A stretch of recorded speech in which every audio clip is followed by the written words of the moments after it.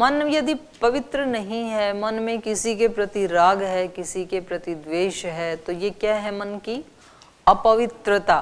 तो अपने मन की चेकिंग करनी चाहिए।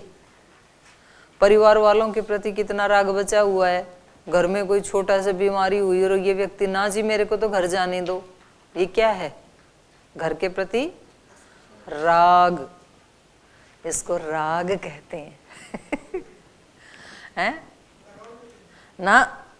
लगाव नहीं कहेंगे, ऐसे कह रहे हो? हाँ, लगाव आसक्ति एक ही बात है। राग, लगाव, आसक्ति एक ही बात है। तो इसको क्या कहेंगे? राग। शास्त्र की भाषा में राग कहेंगे, संसार की भाषा में उसको लगाव कहेंगे, गीता की भाषा में आसक्ति कहेंगे।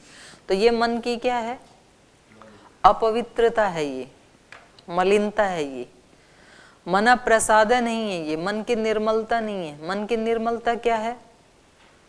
आसक्ति ना होना, राग ना होना। राग नहीं होगा तो द्वेष भी नहीं होगा।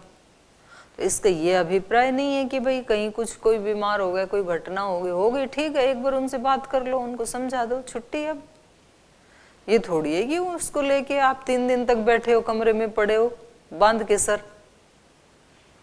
भाई ये कौन सा सन्यास धर्म है? ये तो गलत बात है। तो ये मन की अपवित्रता है ये। तो मानस तप बोला इसको गीता ने, मन प्रसाद। आपकी सबसे बड़ी जिम्मेदारी है अपने मन को पवित्र रखना। और अपने वाले को करोगे तो दूसरे का भी कुछ थोड़ा बहुत कर पाओगे। अपने वाला ही अभी दूषित है तो दूसरे की सेवा करना और दूसरे को उपदेश देने की बात ही छोड़ देना, कुछ नहीं कर पाओगे फिर। हाँ, कुछ नहीं। मन प्रसाद नहीं पूछ सकते हो आप। आपको कुछ बात ना जंचे यदि भगवान कृष्ण की, तो चर्चा कर सकते हैं उस पे। और सौम्यत्वम, और राग है तो द्वेष भी जरूर होगा, और कहीं द्वेष दिख रहा है तो राग भी जरूर होगा। दोनों एक ही साथ रहते हैं, साथ ही रहते हैं, साथ आते हैं, साथ ही जाते हैं। और जब तक त्रिगुण है तब तक इनको सर्वथा नष्ट नहीं किया जा सकता। इनकी दिशा को मोड़ा जा सकता है। चित्त तमस प्रधान, रज प्रधान होगा तो ये रहेंगे, सत्व प्रधान होगा तो इनकी दिशा बदल जाएगी। फिर ये जो संसार के प्रति राग और आसक्ति है, ये ही प्रभु भक्ति में बदल जाएगी जब आपका चित्त सात्विक होगा ना। तुलसीदास जी की जो पत्नी के प्रति आसक्ति थी, वो ही किस में ट्रांसफर हो गई? फिर राम के प्रति भक्ति में परिवर्तित हो गई वो। तो दिशा बदल जाती है फिर। नहीं तो त्रिगुण जब तक है तो रहेंगे ना। सत्व रज तम है, सत्व है तो रज और तम भी है, लेकिन उनको अभिभव करके रखता है साधक योगी, उनको ऊपर नहीं आने देता है। इसलिए इन्होंने कल परसों तो बताया था कि कहीं भी, ये देखो ये वाला श्लोक है जो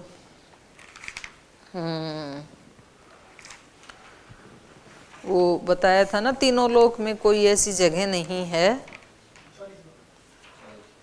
न तदस्ति पृथिव्याम व दिवि देवेषु वा पुनः सत्वं प्रकृतिजैहि मुक्तैहि यद एभिः स्यात् त्रिभिः गुणैहि।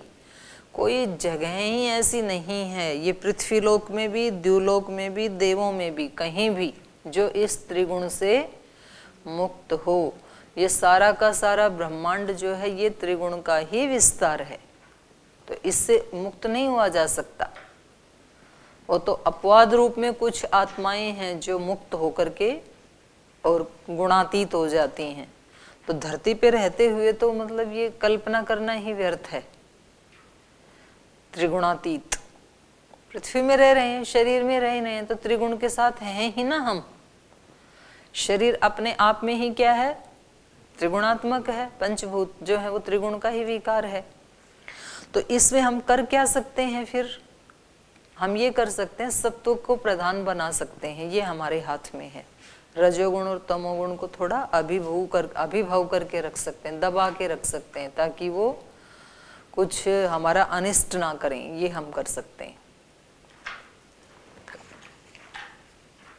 तो वहां पर बताया मन प्रसादः सौम्यत्वम, सौम्यता।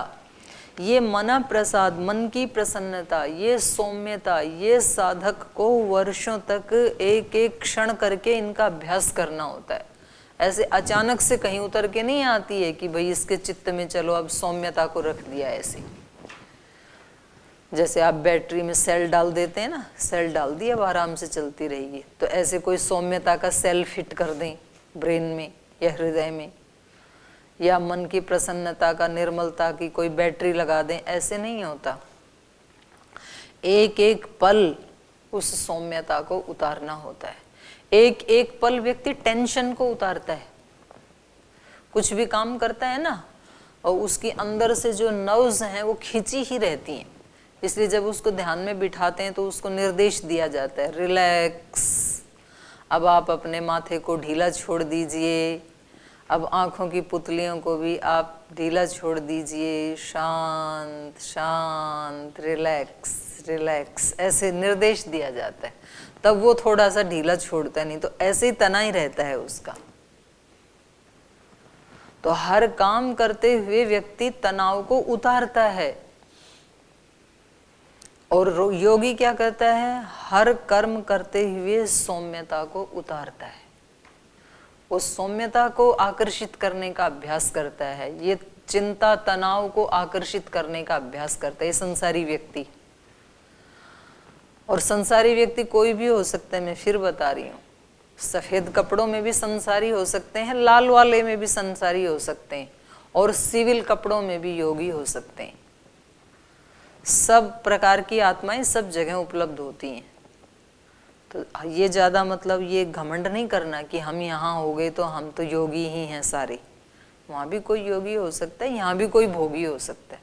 जो इस तरह का अभ्यास नहीं कर रहा है जो आत्मा, सफ़ेद कपड़े पहन के या लाल कपड़े पहन के, तो वो भोगी ही है, वो योगी नहीं हो सकता है। फिर वो टेंशन का ही अभ्यास कर रहा है, प्रतिपल टेंशन को उतार रहा है, तो बदले में उसको सौम्यता नहीं आएगी चित्त में, टेंशन फुल हृदय ही उसका बनेगा, टेंशन फ्री नहीं बनेगा। फुल ऑफ टेंशन व्यक्तित्व भर जाएगा, दुखों से, तनावों से, शिकायतों से, उल्हानों से। जितने जितनी हमारे जीवन में दूसरों के प्रति शिकायतें हैं, जितने जितने उल्हाने हैं, जितने जितने दूसरों के दोष भरे पड़े हैं, तो उतना उतना समझ लो कि आपने अपने चित्त को गंदा करके और कचरे से भर रखा है, और उसको प्रतिपल निकालना पड़ेगा। जब किसी का कोई विचार आया तुरंत उसको हटाया, नहीं ये मेरे लिए शुभ नहीं है, मुझे नहीं भरना इसको। कौन क्या कर रहा है, कौन कैसे जी रहा है, ये उसका उसके साथ, मुझे उसका चिंतन नहीं करना है। जी वो ऐसे कर रहा है, वो ऐसे कर रहा है, जी वो ऐसे कर रहा है, जी वो अपना काम ठीक नहीं कर रहा है, वो अपना कर्तव्य नहीं निभा रहा, वो अपनी जिम्मेदारी नहीं निभा रहा, उनको ऐसे करना चाहिए। ये कचरा है, कचरा चित्त का। ये सौम्यता को दूर भगाएगा और टेंशन को बुला के लाएगा, बीमारियों को खींच के लाएगा, चिंताओं को खींच के लाएगा, बीपी शुगर को खींच के लाएगा। ये सब लाने वाला है कचरा। तो इसको मानस तप कहा है। शरीर को भी तप करना है, वाणी को भी तप करना है, मन को भी तप करना है। और कब करना है? रिटायरमेंट के बाद, परीक्षाएं होने के बाद, संन्यास लेने के बाद, जहां खड़े हैं वहीं से, और जिस समय में ये बात सुन रहे हैं या बोल रहे हैं तभी से करना होता है। नहीं तो व्यक्ति टालता है कि तप तो बाद में कर लेंगे, अभी थोड़ी परीक्षा तो दे लें, अभी थोड़ी तप का टाइम आया है। परीक्षा देते समय भी तप, तो घर में थोड़ा मकान बना लेते हैं, बच्चों की शादी कर देते हैं, थोड़े बच्चों को पढ़ा देते हैं, फिर तप कर लेंगे ना। मकान बनाते समय भी तप, बच्चों को पढ़ाते समय भी तप।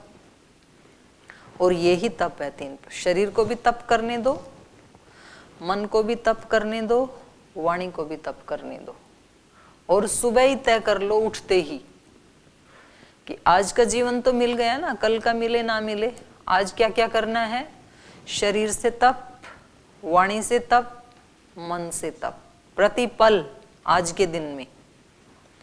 तो शरीर के तप बता दिए, ये शरीर के तप हैं। और शाम को फिर अपनी चेकिंग भी करना, और जितना आप कर पाए उसके लिए अपने आप को शाबाशी देना, और जितना नहीं कर पाए वो कल फिर दोबारा करना, उसका संकल्प।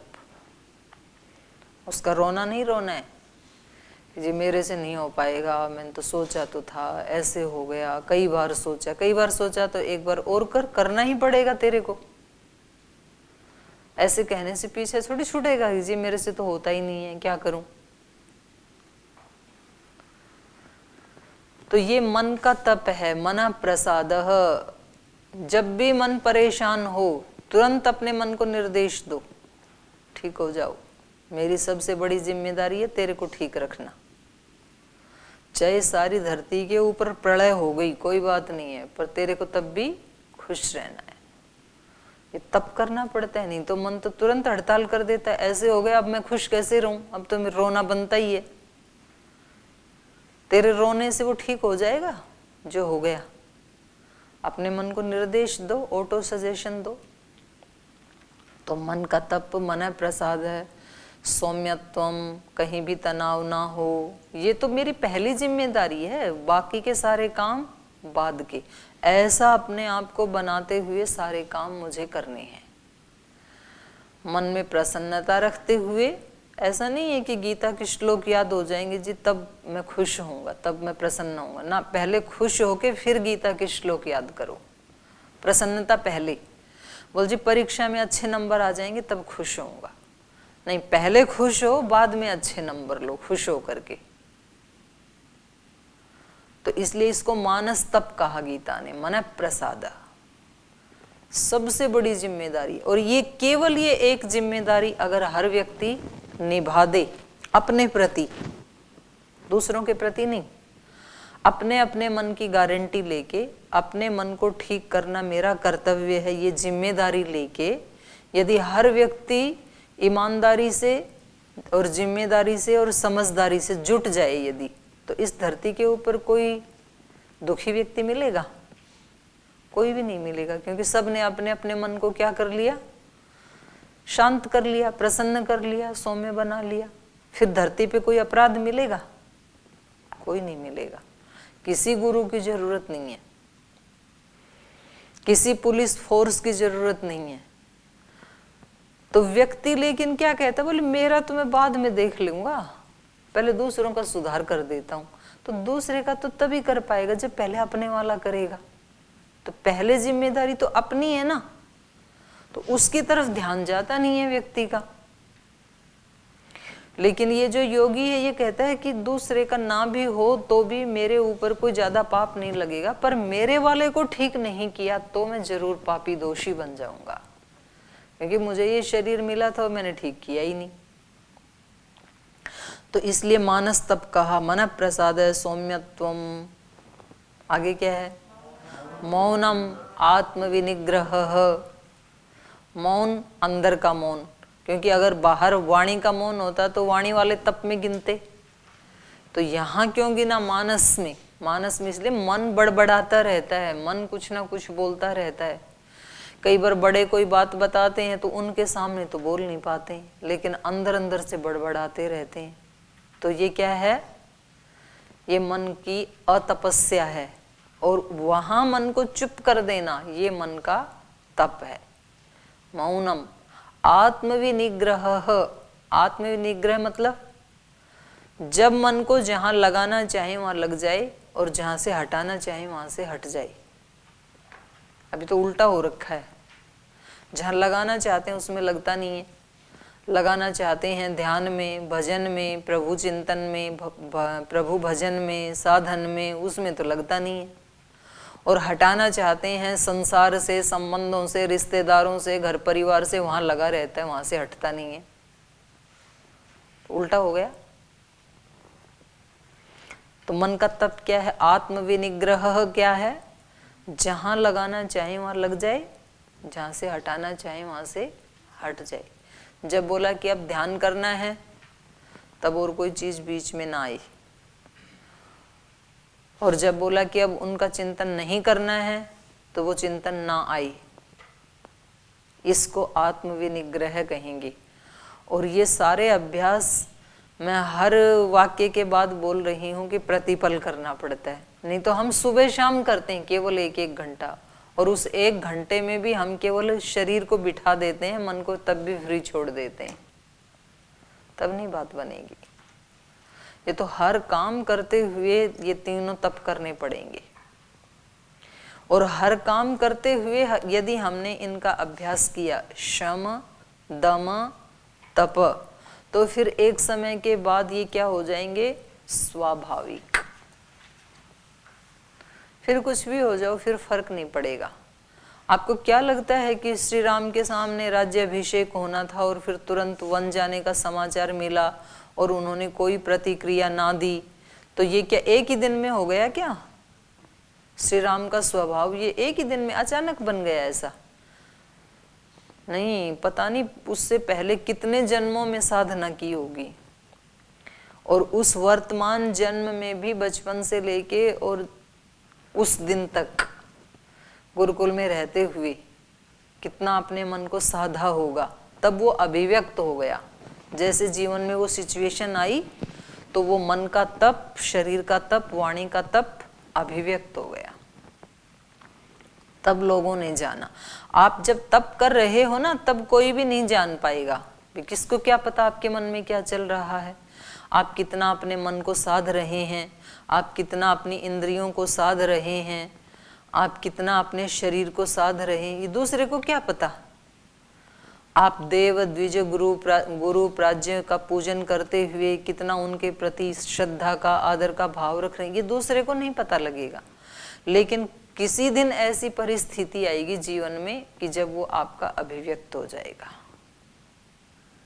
और आप कितना असंयम रख रहे हैं ये किसी को क्या पता। बाहर से तो सब अच्छे अच्छे से ही दिखते हैं, लेकिन जिस दिन कोई ऐसी परिस्थिति जीवन में आएगी और वो आपका असंयम अभिव्यक्त हो जाएगा, तब पता चल जाएगा कि नहीं, कुछ नहीं था, ये कोई साधना वाधना नहीं थी, कोई तपस्या नहीं थी, कोई ज्ञान व्यान नहीं था, कोई जिम्मेदारी नहीं थी। तो हमारी क्रियाओं से अभिव्यक्त होता है वो, और वो परिस्थितियां कब कौन सी किसके जीवन में आएगी, वो पहले से उसका कोई मैसेज नहीं आता है हमारे पास कि कल आपके जीवन में ये परिस्थिति आने वाली है, तैयार हो जाओ, ऐसे नहीं आता कभी, अचानक ही आती हैं। घर में आग कब लगेगी, पहले से कोई मेल या मैसेज आता है क्या? वो तो लग जाएगी। आपके घर में चोरी कब होगी, चोर मेल डालेगा आपको या व्हाट्सएप मैसेज करेगा कि कल आ रहा हूं तो तपस्या की तैयारी कर लेना। कैंसर की बीमारी कब होगी, पहले से कोई मैसेज आएगा क्या? कब झगड़ा होगा, कब चोरी होगी, कब धन का अपहरण होगा, कब क्या परिस्थिति कब आएगी, कुछ भी नहीं पता है, कभी भी आएगी। और उस समय ये सारी तैयारी आपके या तो काम आएगी या तो आप लुट जाएंगे। आपने यदि प्रतिपल ये सारे तप किए हैं तो उस समय आपके लिए वैसे रहना स्वाभाविक हो जाएगा। और यदि आपने अपने मन को, इंद्रियों को, शरीर को, वाणी को नहीं साधा, तप नहीं किया, तो उस समय आपका कोई वश नहीं चलेगा, आप बह जाओगे ऐसे पानी के पीछे पीछे। तो इसलिए इसकी तैयारी अर्जुन को करवा रहे हैं भगवान कृष्ण। शम दमः तपः शौचम शुचिता।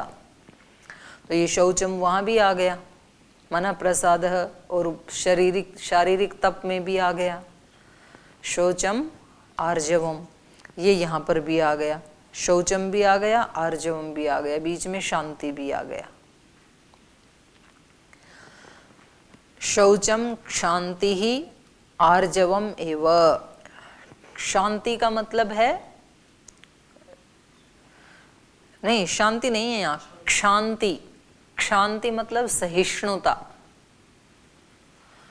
क्षांति, कभी कभी कुछ चीजें हमारे आसपास अनुकूल होंगी, कभी कभी प्रतिकूल होंगी, तो उस समय माँ का उदाहरण सामने रखें।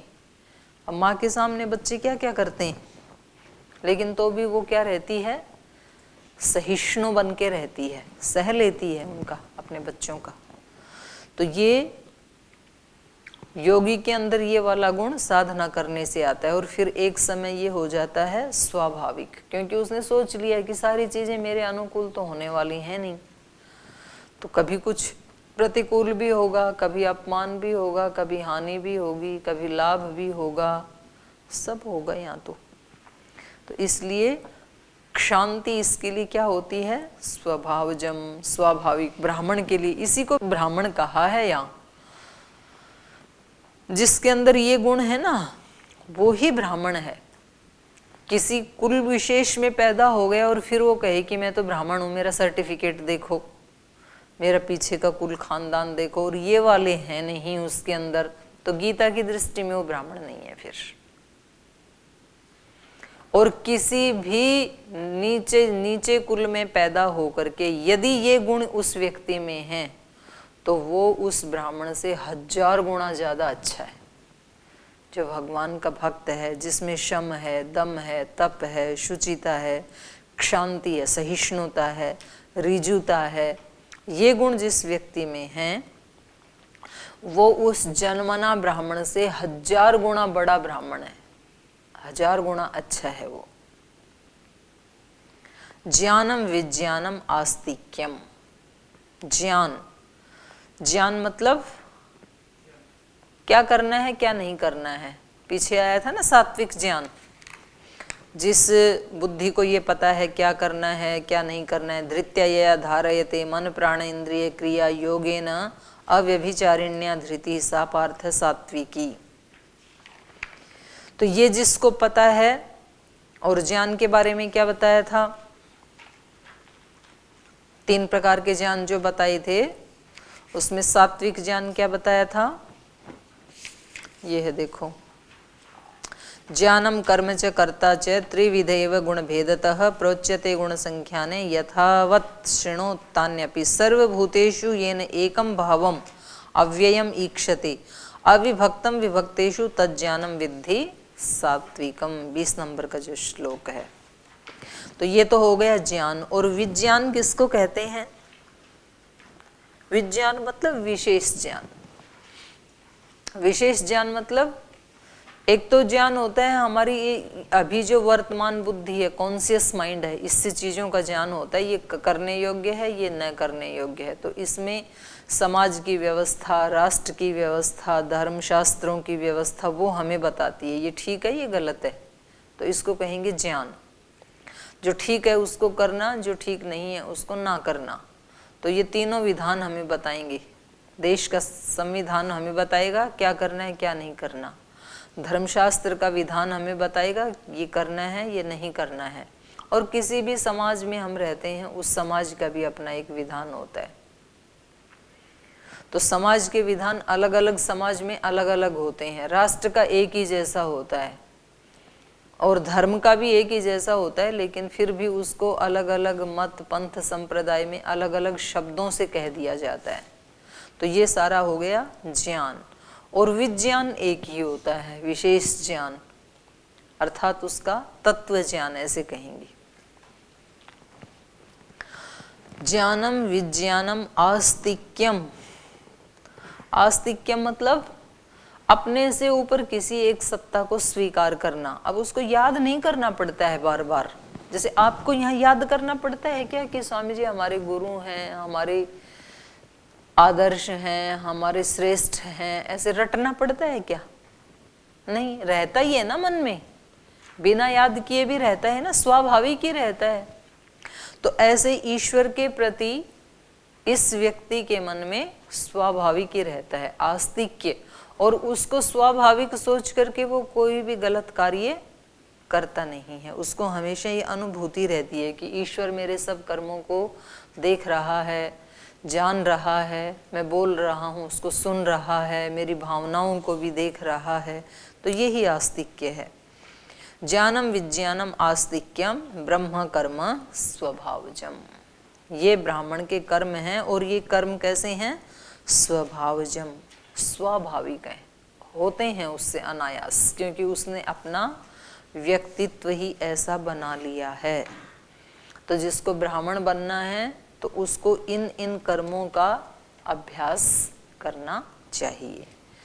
आगे है क्षत्रिय का और फिर वैश्य और शूद्र का। तो इसको हम कल पढ़ेंगे। आज यहीं विराम देते हैं पाठ को।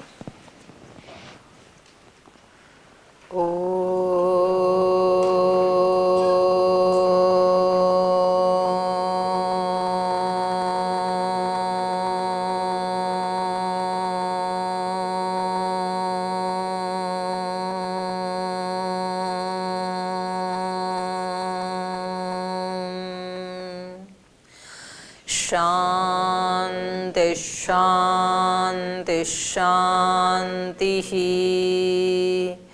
श्री गुरुभ्यो नमः।